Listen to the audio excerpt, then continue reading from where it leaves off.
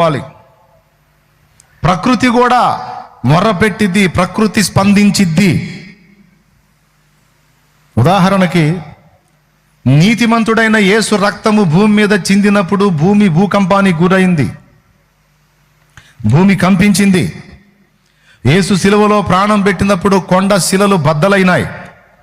ఎందుకు అవ్వాలి? అది రాశాడు గ్రంథంలో.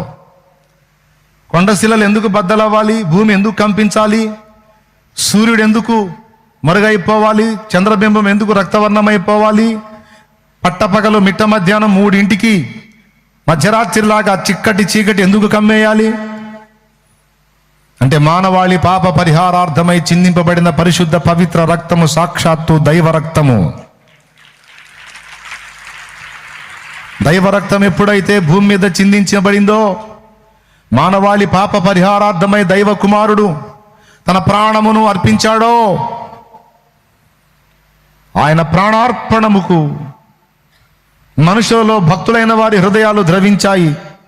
అదేవిధంగా ప్రకృతి కూడా తన స్పందనను తెలియజేసింది. ప్రకృతి కూడా గందరగోళం అయిపోయింది, భూమి కంపించింది, సూర్యుడు మరుగైపోయాడు. మధ్యాహ్నం 3 గంటల వేళ చిక్కటి చీకటి గమ్మేసింది. నైటు తడవులాడుతారే మనుషులు, చీకట్లు అట్లా తడవులాడారు పగలు 3. దేవాలయపు తెర పైనుండి కిందికి చినిగిపోయింది. అంతేకాదు ప్రిలారా,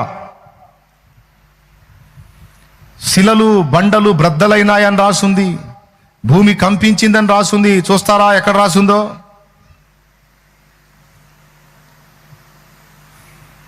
యేసు శిలువలో ప్రాణం పెట్టినప్పుడు ప్రకృతి స్పందించిన తీరు ఒక్కసారి చూడండి.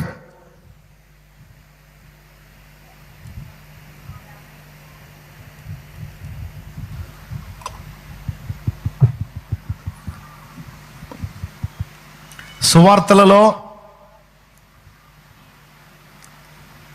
మత్తయి 27